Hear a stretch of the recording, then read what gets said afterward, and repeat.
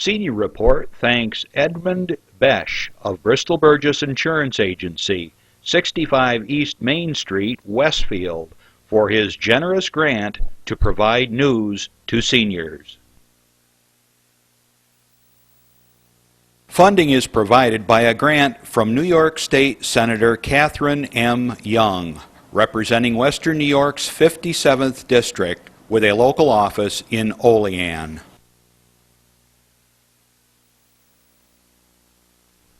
Funding for Senior Report is provided in part by a grant from Andrew Goodell, Assemblyman for the 150th District of the New York State Assembly. Senior Report with Reed Powers thanks Westfield's Schultz Chevy for a generous grant to inform seniors of important news. Over 50 years of service to Westfield by Chevrolet, Schultz Chevy across from the school. The physicians of Jamestown Primary Care are happy to sponsor the Senior Report.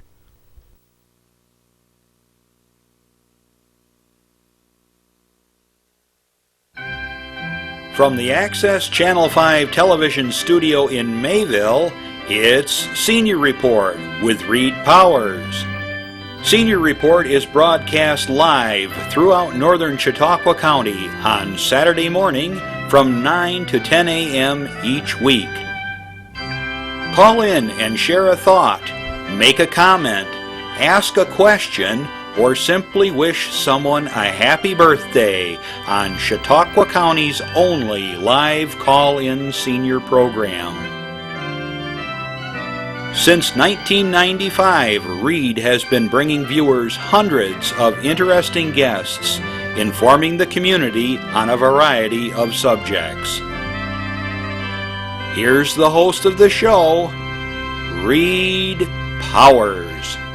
And hello! Look at my blown hair. What a beautiful day in Chautauqua County!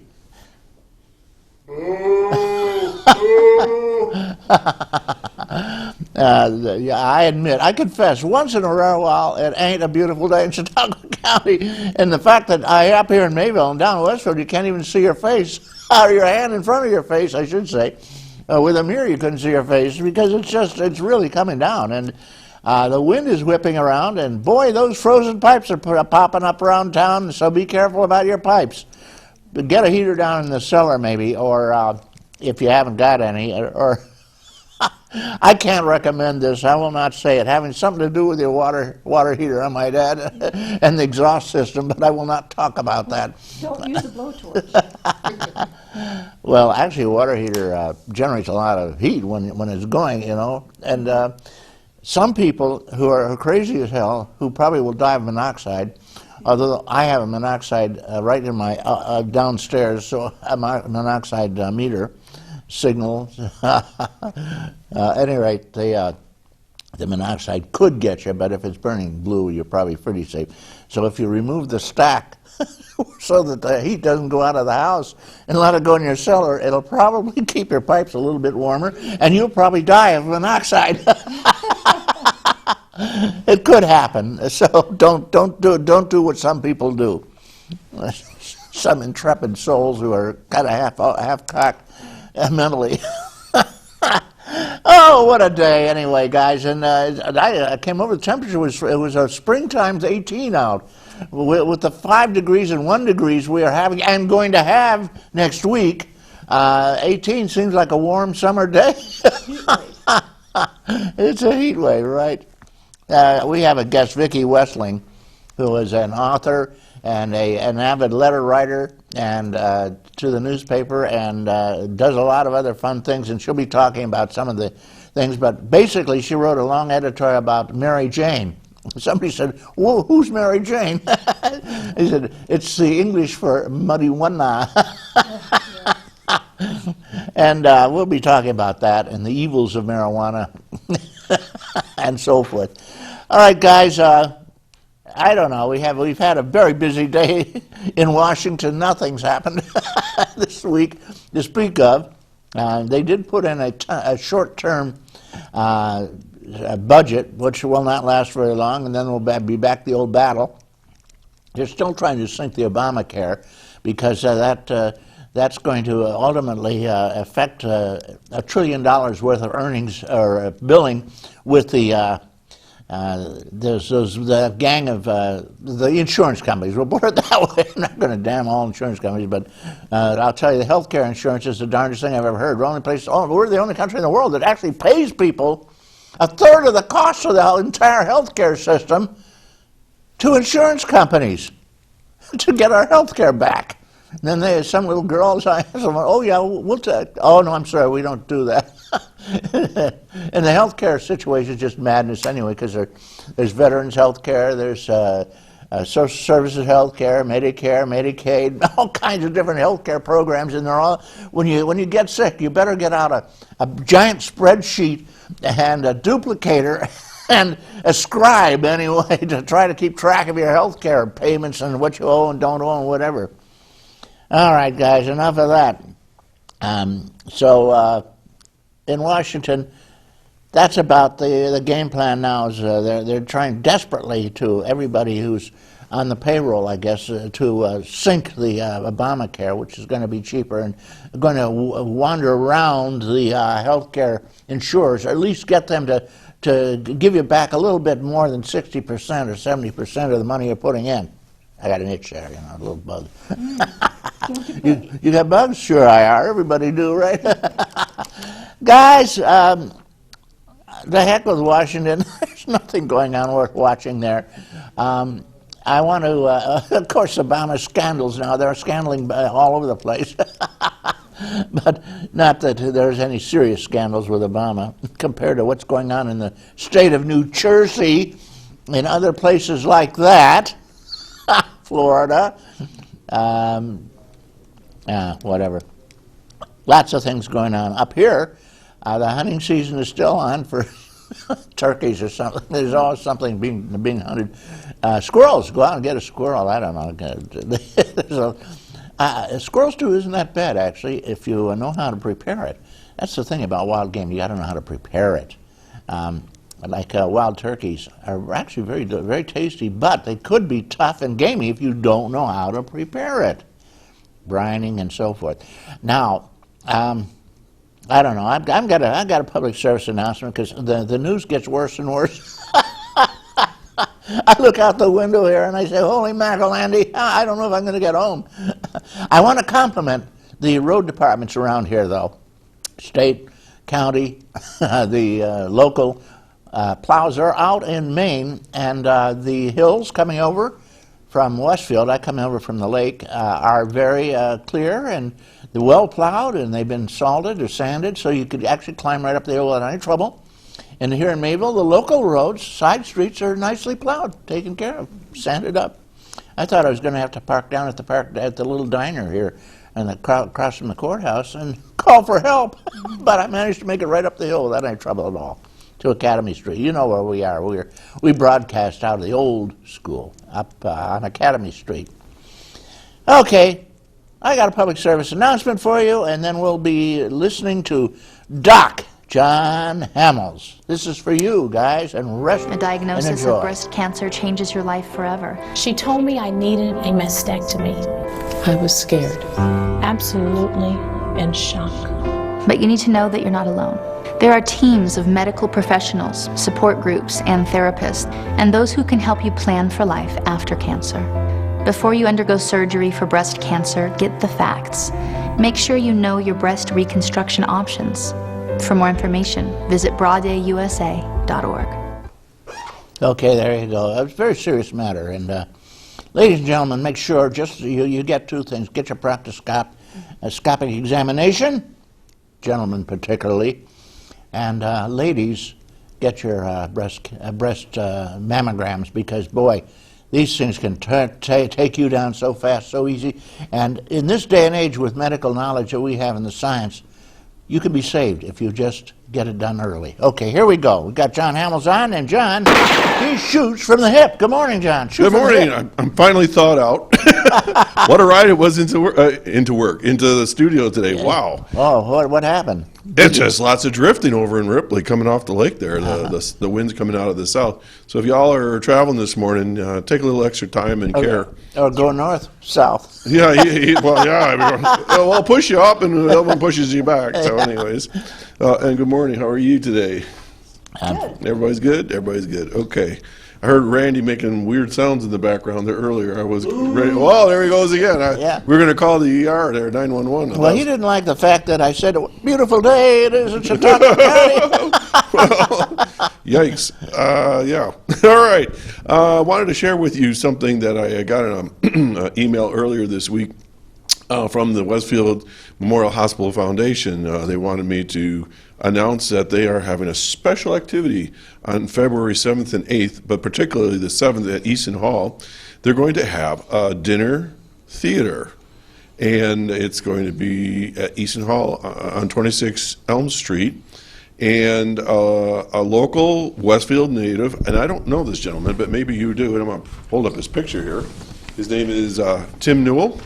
You know Tim? I met him, yeah. Okay. Tim is in charge of this whole shebang here, and he's going to do a particular play by playwright Pete Gurney. And I'm not going to tell you about it because, of course, that they give you the thumbnail sketch of the whole play a lot of times. It's like, well, why would I even go? So, anyways, it's supposed to be a lot of fun and interesting, and it's sponsored by the Holt family, the Mascara family, and Lorna Penny.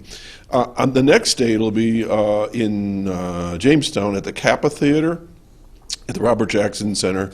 And the reason why I'm telling you this is there's two showings of this, one on the 7th at Easton Hall. All the proceeds for that goes to the Westfield Memorial Hospital Foundation, and the funds are going to go towards renovating the hospital's emergency department. And then the Saturday presentation in Jamestown, that one's going to young artists. So that's coming up. And if locally here, if you want to know anything more about the tickets or the show, 793-2328. Speaking of young artists, did you happen to catch that article about Kent Appenberger? What a great opportunity. Isn't that Today something? he gets a Grammy. Yeah, essentially, and he's was elected Number one music teacher in the United States. I've had the privilege to play along with Kent in a couple different situations. His family and me and Bill and others, not just us, have shared the stage over the Opera House, and he's just a delight. His family's a delight, and he's just genius. I guess all I can use the word is he's genius when it comes to music, and the kids love him. I mean, what's not to like about them? And Kent, and I've been watching pictures on Facebook, and yesterday he had a Westfield Wolverine t-shirt on. He was in front of Capitol Records studio, showing off his shirt. Plus, he said he's getting more questions about his beard than anything else. Well, he's a Pied Piper. The kids love him. Yeah, he's great. And like I say, I've had lots of opportunity to listen to him and play along with him and opposite him. And he's just a great musician and a wonderful person. Especially on a harp. Oh, wow, yeah. And every other instrument that was ever created by mankind. So, yeah, well, that's interesting. Did you mention musician? Because, the news right now is getting filled with, this young kid that was racing his Lamborghini, and I don't want to get into all that. But the point I want to get into is this, is that, Kent is a perfect example of what's good in music and music education and how important music is. But, when we hear about these others, I'm just going to say others, all the way through history of when we get young musicians, young artists, movie stars, or whatever, who the heck is watching over these kids? I've heard they have handlers or whatever, but gosh, if your son or daughter is a great athlete out there, folks, or a musician, keep tabs on them. These kids can go down the proverbial rabbit hole in no time flat. There's people out there that will want to take advantage of them, befriend them, and so forth. And the fact that people often think that musicians are all druggies and alcoholics just isn't true. I fought that when I was growing up. I was a musician since I was 15. And yeah, there were guys out there that were experimenting, but there was a lot of us other ones that were in it for the music. And you didn't have $153 million. And I didn't have a Lamborghini either. I was had the old thumb out most of the time hitching rides in Buffalo. But anyways, the point I want to make is that for some reason there's musicians and young kids out there that still think that that's the path to take, the Jim Morrison, the Janis Joplin, the Jimi Hendrix, where they got to experiment with drugs and so forth to get to that higher level of whatever creativity, and all it does is just destroy their brains. But grandparents are out there, just keep an eye on kids. There's that new thing that they're talking about, and I hadn't heard of it before. I can't remember what it's called. It's like Slurp or something like that, where they take a variety of things and with candies and Jolly Rogers and cough syrup and all this stuff, and they make this mixture, and it's lethal. And so anyways, just to make a statement, music is a great opportunity for kids and adults to be creative. Let's keep it separate from the whole drug scene and the alcohol, and let's take care of our kids and keep an eye on them. Back to you, Reed. Thank you, John.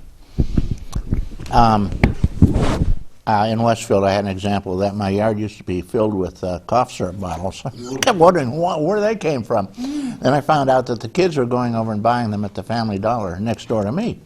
And so I reported that to the family. They stopped selling to kids. They said, you're welcome to buy all the cough syrup you want if your mama's with you. But don't come in here alone. Right. Vicki Westling is a notable lady about town. She does a lot of things, involved in everything, and she has a good background, a very broad background, and she is often featured in the Dunkirk Observer with letters to the editor, because she has a lot to say and very articulately. Vicki is here with us to talk about anything and everything she wants to. And you can participate by calling in anytime during this program to the following number, 753-5225. That's check. We're on the air live this Saturday morning, every Saturday morning from 9 till 10 o'clock. And you can call in from Timbuktu, China, wherever you are. And people say, well, I won't be around. Say, hey, I'm sure you have a phone somewhere. So give us a call if you want to. And everybody who calls in today, I will give you a funny hat if you'll come in and pick it up in this weather. I have to fold a newspaper into a cone. That's the way you do it. Well, I brought newspapers, so you're welcome to start folding. Okay, great. Now, I did want to mention the fact that you've been around a long time in this area. Where were you born and raised? I actually was born in Terre Haute, Indiana, Larry Bird and I. But my family was hailed from Kentucky, from Russellville, Kentucky. And grew up basically in Florida most of my life. I moved up here, met my husband. He was a police officer in Dunkirk, New York. And here I am all these years later. And so, is he still a police officer? No, he retired, thank goodness. Being a police officer would not be necessarily a very rewarding experience today, although at that time it was. Well, it's the same with many other areas, like education. I mean, used to be education was wonderful. And, the women who came into town back when got to stay for free at the superintendent's house. And wow. Yeah, and these schools were marvelous. And incidentally, the teacher's word was the law. There was no nonsense. Now today, it's a wrestling match. Well, I taught school. I taught high school. I taught elementary school. I taught at the college level. And the kids today are different. They're just very, very different. So it's tough. And one of the reasons I believe is because they have so much available to them. Everything is out there, anything and everything they want. Television. So, television, the games, internet, the games. I think the games, the internet have probably changed life. Yeah. Dramatically in the last Absolutely. Last 20 years, maybe, Absolutely, yeah. My kids' grandchildren, I say, my kids didn't have a TV for a long time. They weren't doing their homework one day, and I went out and took the 3 TVs we had and put them in the front driveway and took the sledgehammer to them, which impressed them very much.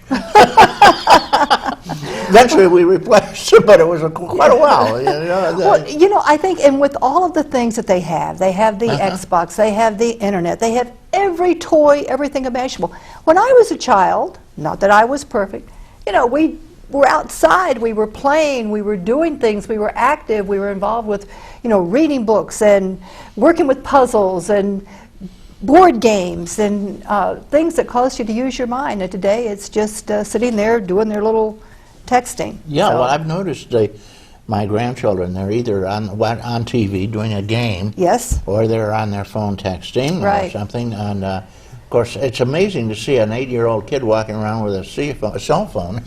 Absolutely. If they don't have a cell phone, they're really deprived. Oh, absolutely. It's really a shame. Before we get started, though, on the other conversation, can I just say one thing? I met, to kind of piggyback on your public service Yeah. announcement where you're talking about the Affordable Care Act and Obamacare and all the things that go with it. I recently was at a meeting with Congressman Tom Reed, who is just doing great things in this area, especially for veterans. And at that meeting, there was the VA clinic in Dunkirk shared information regarding Obamacare, or the Health Care Act. How do you want that? The Health Care Act. And they talked about how what they can do for the veterans today is in line with what's going on with the Affordable Care Act and Obamacare.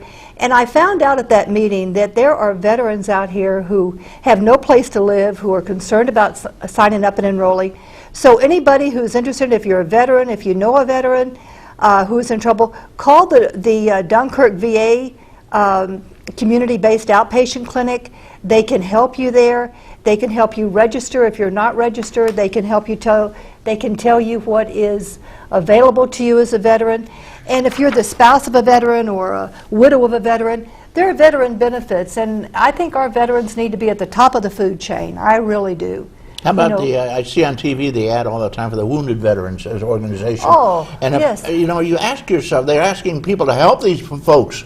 And you ask yourself, where's the federal government? When a veteran gets wounded, you would think they'd come in and cover the major costs anyway and help them out. And that's one thing, and I really hadn't planned to talk about Congressman Reed that much, but that's one of the things that Congressman Reed is doing. He has a whole area set up within his office to just deal with veterans' benefits, because our veterans are getting pushed aside, and we need to protect them. They have protected us. They've kept us free and us safe. We need to do things back for them. So if you're a veteran, if you're a wife of a veteran, a spouse of a veteran, a widow of a veteran, contact the Veterans Association. They can help. They really Good. Well, that's a good thought, Vicki, because if you call and raise a fuss, you'll probably, that's the old squeaky wheel thing. They'll come over and give you some real help, maybe. Well, sometimes they do, and we make it so difficult for our veterans. They have to go to Buffalo, they have to go to Erie,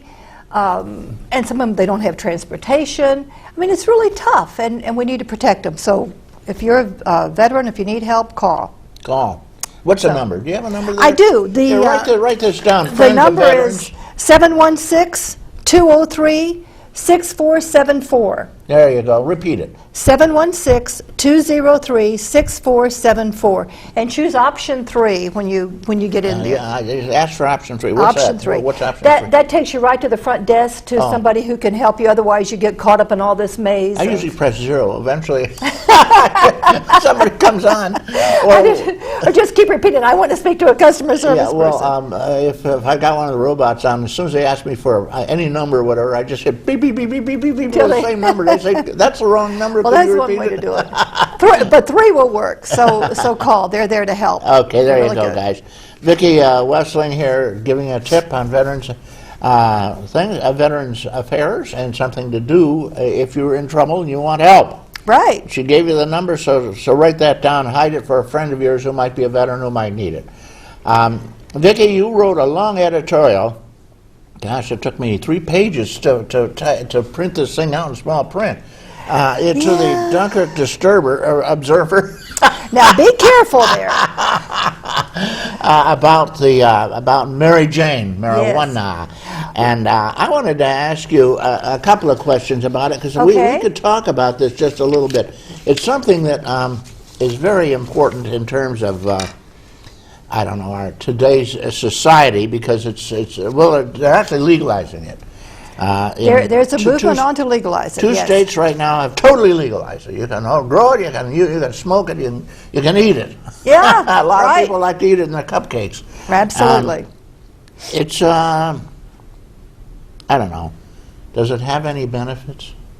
Absolutely. There are pros and cons. And first of all, let me say that I write for the Observer. I write a commentary every other Wednesday. And Every when? every other Wednesday. So you'll look there for it on Thursday, or when do you look Wednesday for it? morning. Wednesday It's morning. published every other Wednesday morning, so the next one will be out this coming Wednesday. Give us a tip. What's it going to be about? I haven't decided. Oh, okay. Well, you know, the week's not over yet. It kind of is today, and I'll sit there and start thinking about ideas and having things in my mind. I had talked with, when I talked with Congressman Reed and his staff, and then of course with the VA, I thought, you know, we ought to do something about that. And I met recently with Josie Christopher about breast cancer. I thought, well, we ought to do something about that. So I'll keep these things in mind. She's big on that. You know. She's awesome. forever. She's great. But when I sit down to write my commentaries, I never ever do it with the intent of offending anyone. You know, Why not? Well, You know, if you're not offending somebody, you're not doing something right. well, I know, but that's not my intent. I mean, I often do offend them, but that's Yeah. not my intent. My intent is to put it out there for people to think about and talk about, and to get the information that's there, and to provoke thought and meaningful dialogue. So I get a lot of heat sometimes from these commentaries, and this was one of them. But my concern is that for medicinal purposes, I think that there's some real value to it. And of course, what the governor is doing, excuse me, I'll put these on. The governor is saying that he has outlined a limited initiative last Wednesday to authorize medical marijuana for patients at 20 hospitals. This which would establish the test program under State Department of Health regulations. So the program would be monitored, it would be very specific, it would deal with very specific issues to help people. If you have a child who's suffering from epilepsy or seizures, or you're going through chemotherapy, or you have someone who's going through chemotherapy, yes, it has been shown that some of the ingredients, that it can help. It can alleviate the nausea. It can alleviate some of the pain. It can alleviate some of the seizures. I'm all for that.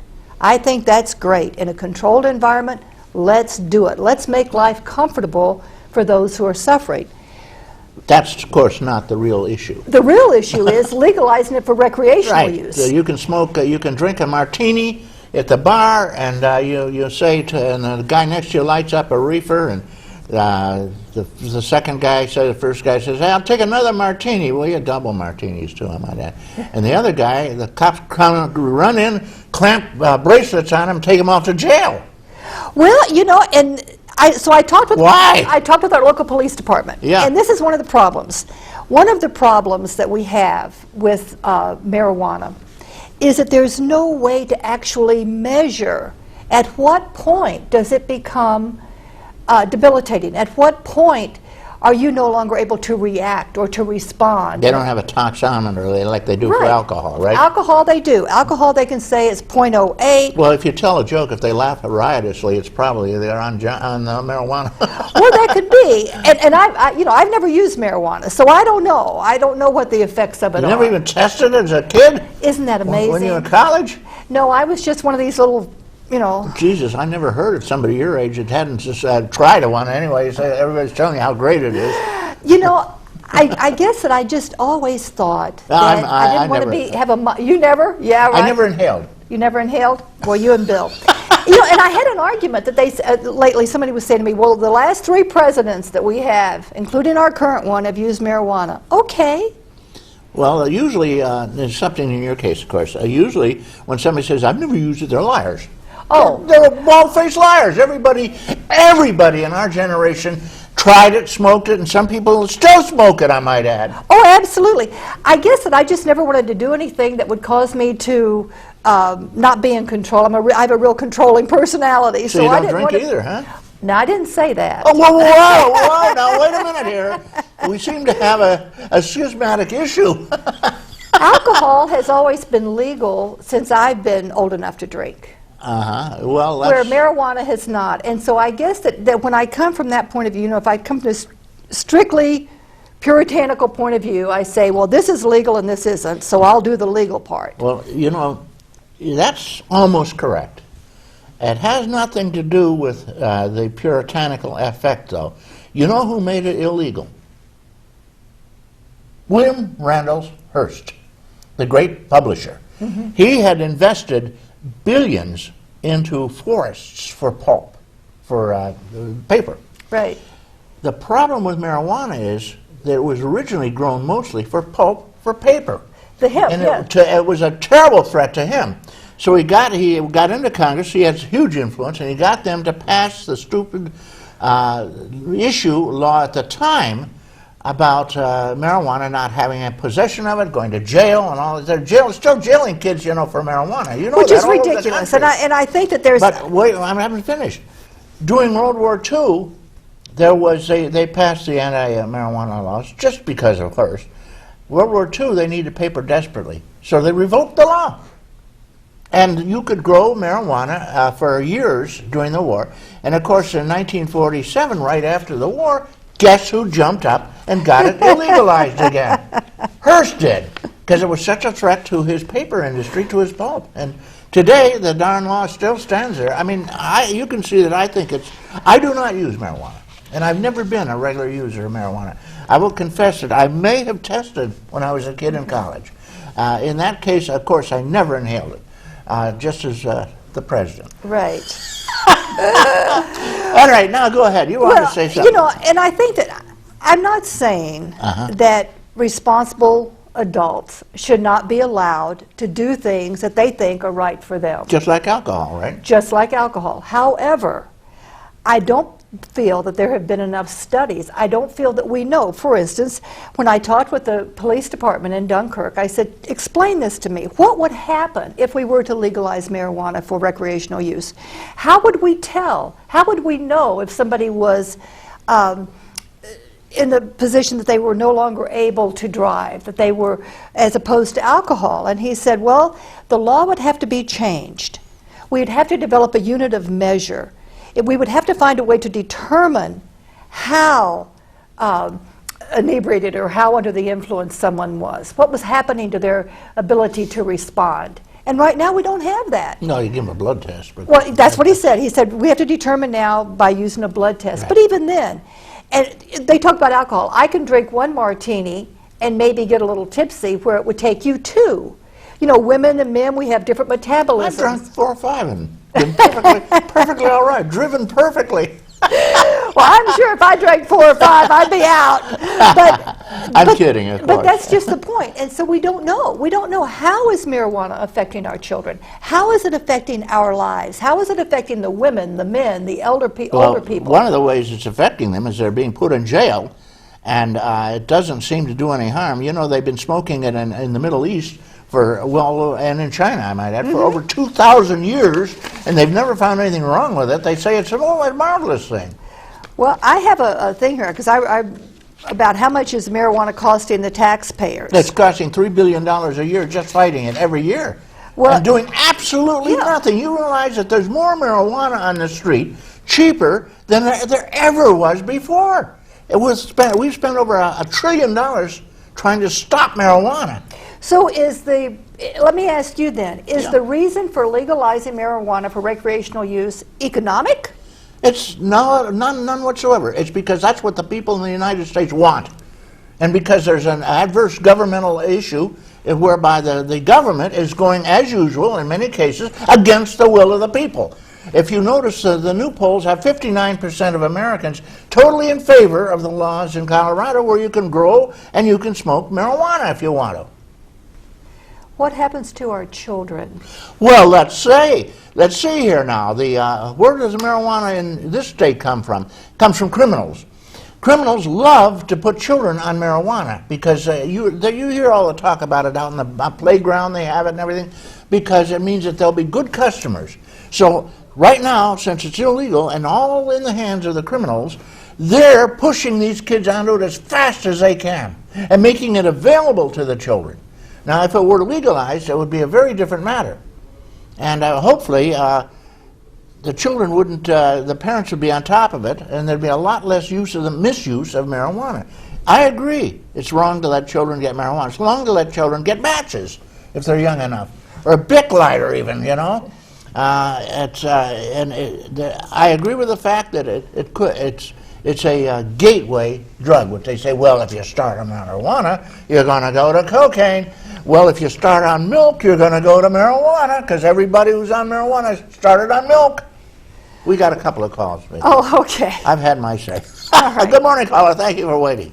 Yes, I was wondering what the callers or what the guest thought about the money aspect of this. Right now it's apparently a $2 billion industry in the 20 states that either has recreational or medical marijuana legalized.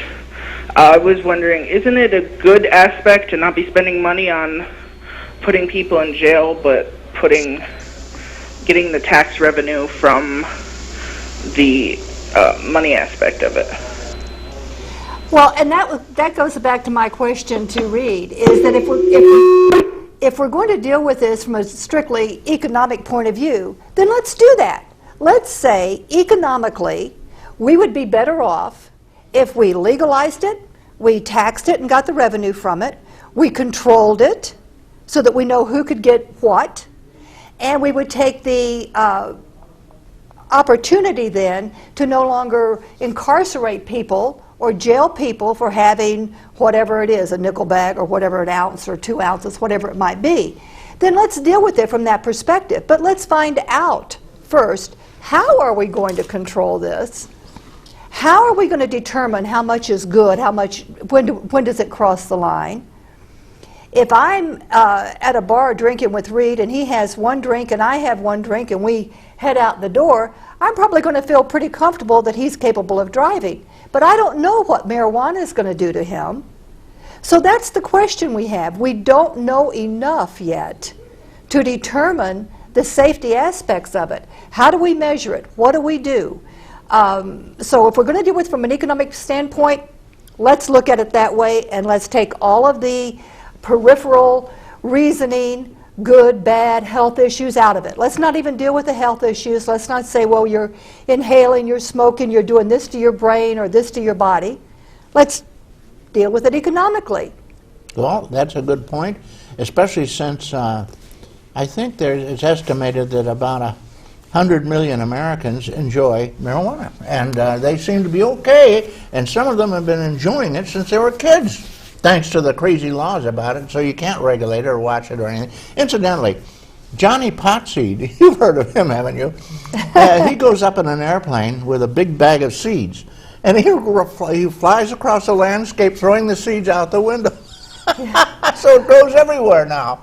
Well, you know, and I think that there's some of the radicalism, and I would consider that to be partially radical, that needs to be taken out of it. So if we're going to control it, if we're going to make it legal, then let's control it. Let's control its use, but let's find out what it's going to do to our children. I don't want my children and grandchildren to be lighting up when they get in a car, or to have gone to a party and where they've been smoking and then get in a car and drive home if I don't know how they're going to be affected by that. Okay, another, of course, another element of the big argument about marijuana is if you want a bottle of Jack Daniels, it's pretty darn hard to create one on your own. That's but true. if you want a pound of, 10 pounds of marijuana, it's so easy that it's silly. You take one little seed and plant it, and woof, you get this giant tree. Trim it down, and you got all the pot you can use for a year. In other words, you can manufacture your own. Right. Well, you know, and there are all the arguments of alcohol is just as bad. You have all the people in the alcohol and drug rehabilitation. The President of the United States this week said it's worse. Alcohol's worse than marijuana. Yeah. He did. And he ought to know. I mean, he said he's tried both. Yes, I'm sure he has. You haven't, though. So what do you know? You know. Well, you see, and that's just it. You know, I mean, I'm not standing here or sitting here saying, well, I'm such a goody two-shoes. I just never tried it. It was never I was never in a situation where it was available for me to smoke it when I was young. Mm-hmm. When I became old enough to smoke it and to have it available to me, I chose not to. Okay. So that was just my choice. I also don't smoke cigarettes. Well, I don't either. I never smoked cigarettes. I don't smoke either one, as a matter of fact. I don't like to put bad things into my body, you know, if I can avoid it. So that's the, you know, and the health issues. You know, we talk about the health issues. If you look it up, they tell you that if you're a regular marijuana user, you smoke on a regular basis, you know, these are things that it does to you. You know, it can affect your mental capabilities. It can, if somebody already has a mental problem of depression or schizophrenia or a psychotic issue, that can play. It can play into that. It can. Any drug So can. Yeah. any drug can, and so that's just the issue. We need to know more about it. Okay, we got another issue, another phone call. You want to take it? Sure. Oh, hello, caller. Good morning, good morning, good morning. Good Are you morning. enjoying- What? Where do you live? Hey, I'm alive. What do you want? A good morning. I woke up At your today. age, I guess that's a good thing. And I've got heat, so what more can I ask for? Uh-huh. And I don't think any of my pipes are frozen, although for a brief while I had one that was. Yeah, well, everybody has. Just keep your water trickling, you know. Absolutely. That'll keep it from freezing in most cases. I won't say forever in all cases because there's always one pipe that'll freeze anyway. Look, I have a pipe that runs right against the outside wall. I mean, right against a concrete outside wall. So Bad. of course, it gets very cold. Yeah. And it has only frozen like maybe 2 other times. Yeah, maybe you ought to wrap it with But electro tape. I'm going to, by the way, but if I left it dripping at the rate of a drip every 3 seconds, it wouldn't freeze. That's correct. If you And let it it drip ended up- along, you're okay. And it ended up being about a dishpan full of water a day, so I didn't feel Yeah, guilty no, about right, that, right. which I used to flush the toilet, by the way. Yeah, well, I have all Once. my faucets dripping and the toilet running a little bit, and I'm using it. My son tells me I'm using 1,000 gallons a week.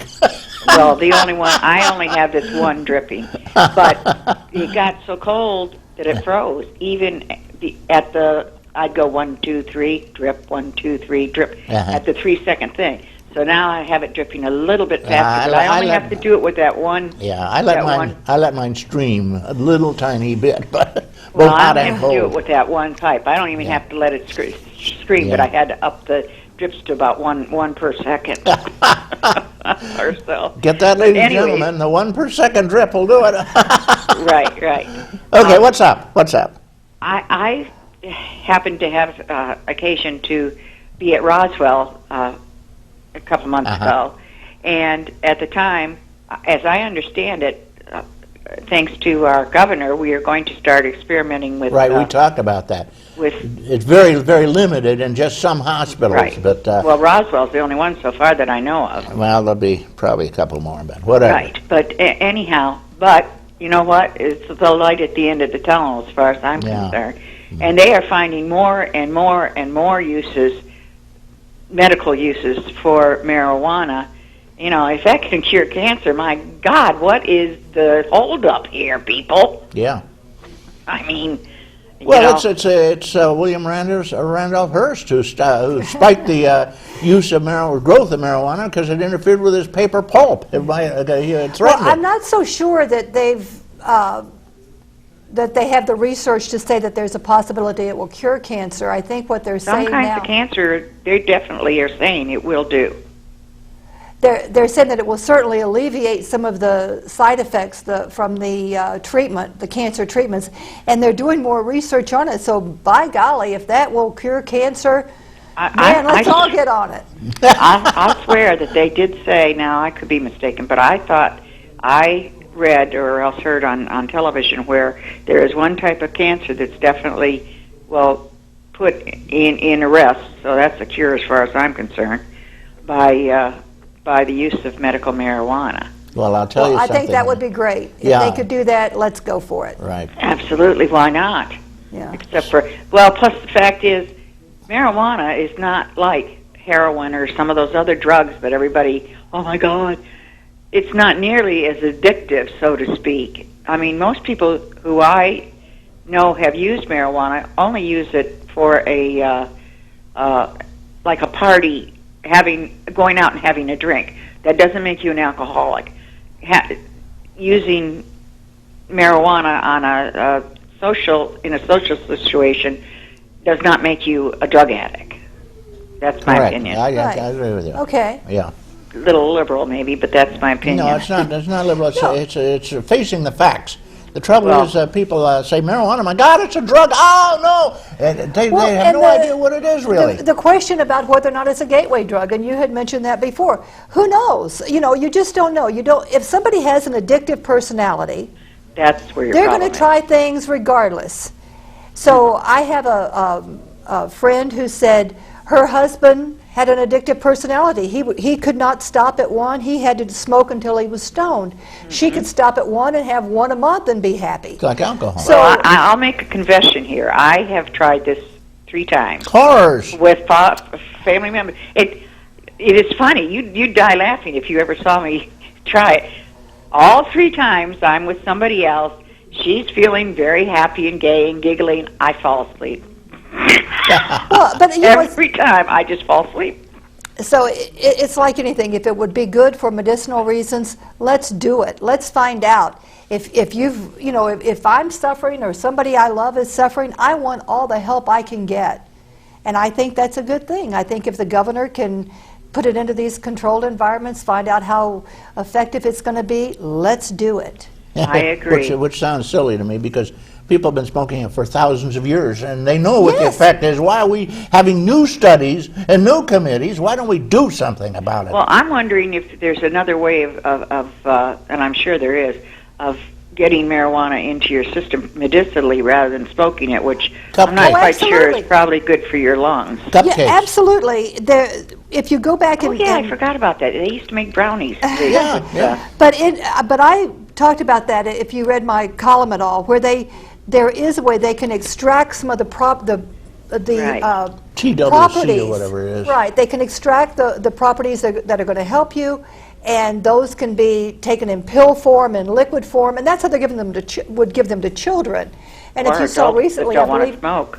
yeah, so it's the adults that smoke it, not the children. But even if they use it for medicinal purposes, I'm sure at Roswell they're not all lighting up. They're going to be extracting the Right. properties from it and using it that way. That would make sense to me. Okay, thank you very much. Well, thank you for your call. And if you send me in a stamped self-addressed envelope, I'll send you a joint.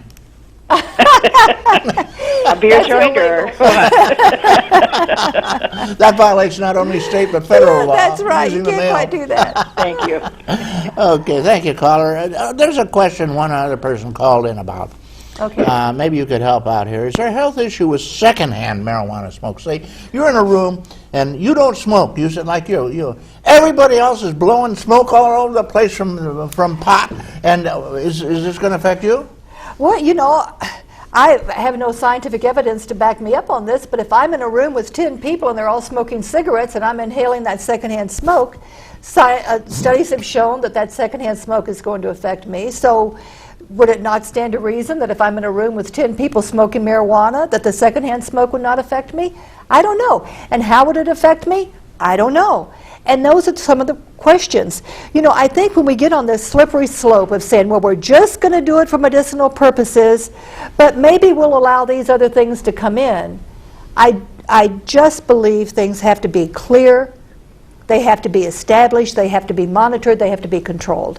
And we have so many questions about it. You know, let's do a study. We'll get all the staff in here, and everybody can start lighting up, and I'll sit here and see how I'm affected. Well, you know, I lived out in Colorado on a commune for a while called Libre, and there was pot everywhere. Of course, they raised pot like there was no tomorrow up in the boondocks, and they mixed it in with their beer. They had all kinds of wonderful stuff with it. But one of the things they were very careful about was keeping away from children. They were very concerned about the children. And the question is, you know, if a child is around where they're smoking pot, does it affect the kid? I mean, the kid is inhaling pot now, although it's purified because it's gone through your lungs and all the dirt and stuff is in your lungs now. But, well, you know, they're saying now, you know, you're smoking in a car with kids, it's affecting the children. Would this not stand to reason that it would affect the children? I think that there's just a lot. The one thing that we do know, that the FDA has come out and they have said that smoking marijuana does impair your short-term memory, it does affect your attention span, it can affect your judgment. So I don't know. They said it can, you know, it stays in your system. When I worked at a real job, and people had to be drug tested. What was a real job? What was this job? I used to be a human resources person many years ago before I went into teaching. Well, you know, what does human resources person mean? What do you do? When it used to be that you had the personnel clerk who sat there and made sure that all the applications were together. Well, then they broadened the spectrum and they said, there should be human resources. We should deal with our benefits. We should deal with our retirement plans. We should deal with the health issues. We should deal with all the things that affect our resources who are doing the work, and those are human beings, so they named it human resources.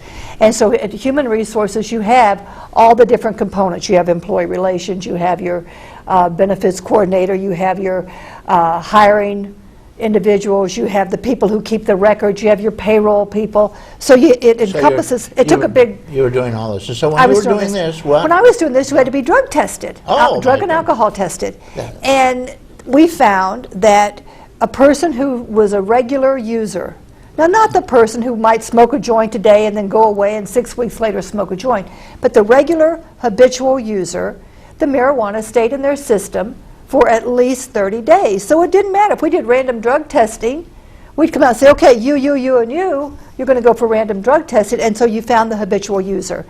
Alcohol does not. If I go get blasted tonight and I load up on 4 or 5 martinis, I'm going to have a hangover tomorrow. I'm not going to feel real great, but I'm going to be able to go to work Monday. So marijuana is better because you can test it. Well, no, if marijuana stays in your system longer. Right, so they can test you. They can test you, but it also mean it might have more lingering effects. Also, you might have been in a room with 10 people smoking marijuana.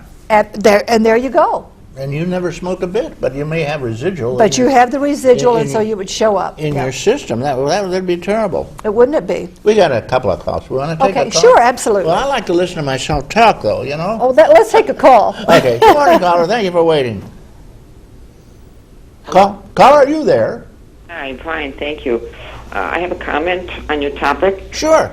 I think Ms. Westling is absolutely correct. Well, thank you. And many others share that opinion. Absolutely, about a third of the country. Okay, and that is that before you give free rein to recreational use of that substance, marijuana, like in Colorado come up with a way to measure the level of intoxication, which probably in reference to that particular drug we will call highness. When you use that substance, you're going to get high. Okay, now, without a way to judge or regulate the level of highness, it is very dangerous to put someone behind the wheel of a vehicle. Absolutely. Let them have free or rein. with any drug. If they're taking prescription pills, that's right. Any drug. That's right. And people being people are going to use very poor judgment. So you better come up with a way to test and regulate. Well, they can test it with a blood test, but that's a little more difficult than just blowing into a little atomizer. Well, then do it before you let it go as free rein recreational use. So you take it away from the people. You take it away from the people out in Washington, and I guess it was Colorado. Colorado, yeah. Passed gay marriage and marijuana at the same time. Well, I think they put themselves in a very dangerous situation so far as that recreational use of marijuana. You bet they did. Medicinal is different. That's fine. Anything that can relieve pain and suffering, alleviate the symptoms that go along with these dreaded diseases, that's fine. Well, thank you for your input. As well. I guess you must be a friend of Vicki's. well, she is now. Yeah, you bet. Okay, thanks for your input. Right. And Thanks very much. That is quite valid because about a third of the country feels that way. You shouldn't allow it even. Well, then I hope they listen to that part of the country. Right. There you go. I think if we allow it, we have to have more studies before we allow it, and we have to give the police department and the police officers a means to test it, and there has to be something in place where we have a better idea of what it is doing to our systems, to our bodies. Okay. That is correct as well. All right. Thank you. Give them the proper. Where do you live, caller? I live in Dunkirk.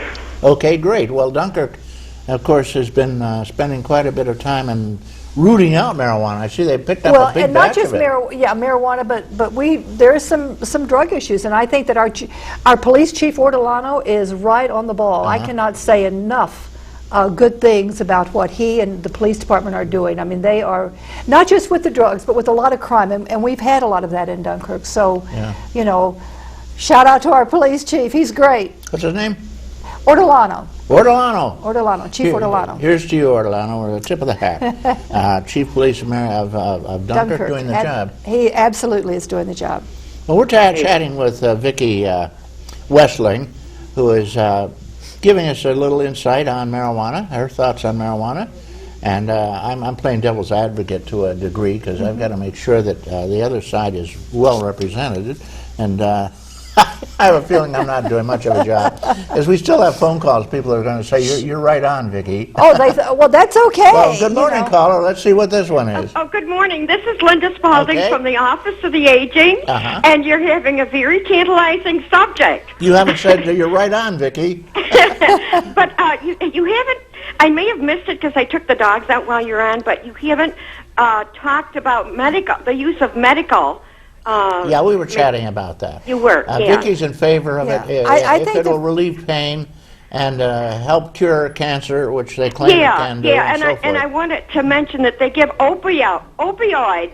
Right. That's legal, and that has very severe side effects. Well, you know, the point, the argument really isn't about medical. I don't think anybody... well, I think it should be, though, because they inhibit the medical world to dispense that. They're hesitant. I know it's absurd, but the question really is, can you smoke it for recreational use? Should you be put in jail if you light up a reefer? Yeah, but I think the topic of medical marijuana should come first, because I think that's a very serious issue that needs attention and discussion. Yeah, well, it usually does, especially in the state level. Right, and the governor is actually in the process of doing something about that, and I think that's very good. I think we just have to be careful when we go down this slippery slope. Yes. And that's how I see it, and I think that we just need to make sure that our testing is done right, that our controls are in place, and that we know what we're doing. We need to know what need to have an expected outcome before we go into this. Yes. And so I agree that there should be, for medicinal use, I think we need to do everything we can to put that into place to see how effective it is. Recreationally, I think we have to do some more. Yeah, need to do some more work. Oh, yes. But, you know, hydrocodone and oxycodone have far more serious side effects than medical marijuana or Marinol. Right. Yeah, well, it's the blue noses that are preventing them from using it medically, I think. Yeah, I think that's an important topic. Well, it's great to see you on the show. I've been delighted listening to you, and have a great weekend. Thank you. You too. Thank you, Linda Spalding. Linda's quite a lady. She's doing a lot of work for seniors. Yes, she is. Office for the Aging. Yes. So is Dr. Spanos. Yes. She's my favorite Greek guest. You know that? Oh, okay. Yeah, she's terrific. She's going to be on coming up in a couple of weeks. Oh, I'll have to. I usually try to watch your program every week. Okay, sometimes great. I miss it. Okay, we're saying, Vicki Westling, thank you for doing the job. We just got this little message from inside. We're out of here. Let's run us right off the air. Oh, okay. Thank you. I want to give you 30 seconds of uninterrupted time. Okay, well, first let me say happy birthday to our good friend Mike Edwards, who turned 30 years ago today. Good. Happy birthday, Mike. And for those of you, I just want to thank you first. If you do read my column, thank you so much. I don't mind the heat. Tell me when I'm wrong. Tell me what you like. Tell me what you don't like. Know that I do a lot of research and I don't always get it right. But I'm here for you. And I believe that we need to continue to pursue the effort of finding out more about what are the properties of marijuana that can be used, how should they be used most effectively medicinally, what should we guard against if we're going to use them recreationally. We need to let our elected officials know about it. We need to let everyone know, how do we feel? What are we doing with this? Let's not go into this blindly just because we were 18 and we liked it. Thank you very much. Vicki Westling, the final word on marijuana. Chuck Kelsey, thank you for setting this programming up. What a job you do. Devin Taylor, Chris Burt, Randy Burt, Chris Remiker, Jeff Zook, and occasionally Don Zenz, and most often John Hamels. May all that is proud and true and noble abide with you. We'll see you next week, and may you have a beautiful day. Bye-bye. I'm Reed Powell.